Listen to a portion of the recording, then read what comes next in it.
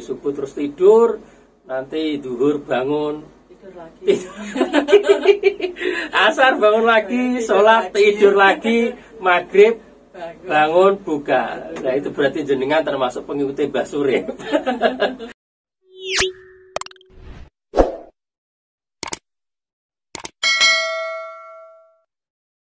Para pendengar dimanapun Anda berada, wa yaqulu Allahu lil malaikah, Allah berkata kepada para malaikat, ij'alu sholatakum wa tasbihakum fi Ramadan li ummati Muhammadin alaihi salatu wassalam. Allah Subhanahu wa taala berkata pada para malaikat, khusus di bulan Ramadan, jadikan pahala sholat kalian, bacaan tasbih kalian li ummati Muhammadin, untuk umatnya Nabi Muhammad. Subhanallah. Kalau kita mau mengkaji ini saja itu sudah sungguh luar biasa. Kita tidak tahu berapa jumlah malaikat yang sepastinya. Malaikat itu saking banyaknya, bahkan di setiap tetes udan wakilah itu dijaga oleh malaikat. Kalau sak cepu saja udan itu wis berapa tetes tidak bisa kita hitung. Itu setiap satu tetes hujan yang turun itu dijaga oleh malaikat. Belum lagi malaikat yang lain. Semua malaikat itu diperintahkan oleh Allah khusus di bulan Ramadan untuk menjadikan pahala dari sholat mereka, pahala dari bacaan tasbih mereka dikhususkan, diberikan kepada kita sebagai umat Nabi Muhammad SAW.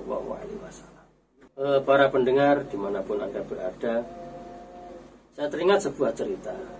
Ada seorang pemuda yang namanya Muhammad. Muhammad ini adalah sak beling-belingi bocah, sanom sing gladrai pol. Karena apa? Karena sholat mereka gelem lakoni. Tetapi begitu datang bulan Ramadan, tiba-tiba Muhammad ini berubah. Dari sisi fisik penampilan dia berubah, demikian pula dari ubudiyahnya. Begitu datang bulan Ramadan, Muhammad merubah penampilannya. Dia senantiasa berpakaian yang rapi dan wangi.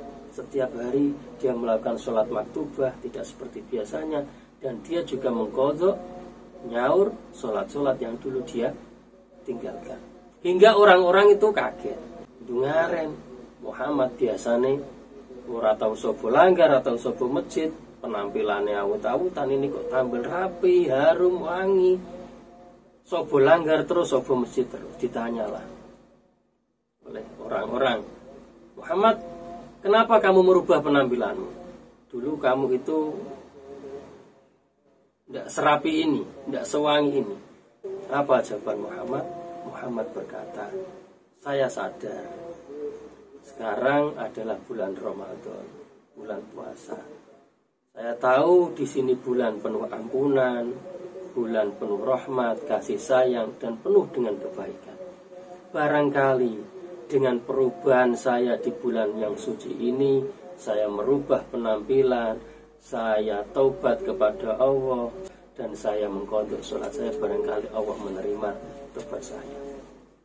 Hingga suatu ketika pemuda yang namanya Muhammad ini meninggal dunia. Dan ada seorang alim yang bermimpi bertemu dengan Muhammad dan bertanya, apa yang sedang dilakukan Tuhan terhadapmu Muhammad? Kayaknya kamu gembira sekali di sini. Apa jawab Muhammad? Alhamdulillah, Allah telah mengampuni semua dosa-dosa yang pernah saya lakukan waktu di dunia. Dan saya mendapatkan keistimewaan di tempat ini. Saya dimasukkan dalam surganya Allah dengan berbagai macam kenikmatan yang belum pernah saya jumpai ketika saya di dunia. Wa man dawama 'alal jama'ati fi Ramadan a'tawahu ta'ala bi kulli rak'atin madinatun tumla'u min ni'amillah. Barang siapa yang di bulan Ramadan ini aktif, istiqomah, mau mendatangi jamaah, Allah akan memberikan pahala di setiap satu rakaat, akan diganjar oleh Allah madinatun, sebuah kota, tumla'u min ni'amillah, yang dimana di sana, di kota tersebut, di kabupaten tersebut, hadiah panjenengan itu akan dipenuhi dengan ni'amillah, berbagai macam kenikmatan daripada Allah Subhanahu wa ta'ala. Eman, kalau di bulan Ramadan ini sia-siakan kesempatan kita untuk menambah pundi-pundi amal, pundi-pundi pahala kita. Karena memang itu apa? Anak-anak yang sekarang tuh sudah cerdas. Tahu diajarkan di sekolah kalau katanya tidurnya orang puasa itu ibadah. Ya tidak salah, memang benar. Sehingga gitu lawes Pak. Wong turu ibadah. Ya tidak salah, memang tidak salah. Seandainya dengan puasa mulai habis sahur, habis subuh terus tidur, nanti duhur bangun tidur lagi. Asar bangun lagi, sholat tidur lagi, maghrib bangun buka. Nah itu berarti jenengan termasuk pengikuti Mbah Surip. Bangun lagi, tidur lagi. Ya, semua orang kuat. Ya meskipun itu juga buat ibadah, daripada melakukan maksiat, melakukan dosa, lebih baik tidur, memang betul. Tapi kan ya jangan ditelan mentah-mentah seperti itu. Dan kan harus kita pahami betapa bernilainya lebih kalau seandainya bukan kita gunakan untuk tidur, tapi kita gunakan untuk beraktivitas. Mau bekerja itu juga ibadah. Apalagi bekerja di bulan Ramadan, berarti ibadahnya double. Bahkan jihad. Jadi jihad tidak perlu kita ngebom. Ada kafe kita bom, ada orang kafir gereja kita. Tidak, bukan seperti itu ajaran Islam. Mencari nafkah termasuk itu. Mencari nafkah itu jihad. Dan yang penting niatnya mencari nafkah untuk anak istri. Kalau jenengan berarti untuk suami anak kalau sudah punya. Itu jihad itu. Jihad dalam kerangka memerangi kemiskinan. Karena Nabi Muhammad itu senang kalau umatnya kuat-kuat. Kuat dari fisik, kuat dari sisi finansial. Apalagi dilakukan di bulan Ramadan. Ramadan mau bekerja tentu tambah-tambah badannya, plus-plusnya. Mau ngaji lagi, sudah bekerja, meluangkan waktu untuk menambah ilmu agama. Tidak bisa dibayangkan. Maka pantaslah kalau Allah mengambil alih sendiri. Tidak usah kamu, malaikat kamu tidak perlu mencatat. Sehingga malaikat tidak tahu Pak ini berapa pahala kita, tidak tahu. Tidak usah kamu catat, saya sendiri yang menghandle. Khusus puasa. Karena asaumuli kata, poso itu kanggo aku, wa anak ajzibi, dan saya sendiri yang akan membalasnya. Mungkin ini ada satu pertanyaan Pak, mungkin ada nggak sih ciri-ciri atau tanda-tanda khusus kalau puasa kita itu diterima?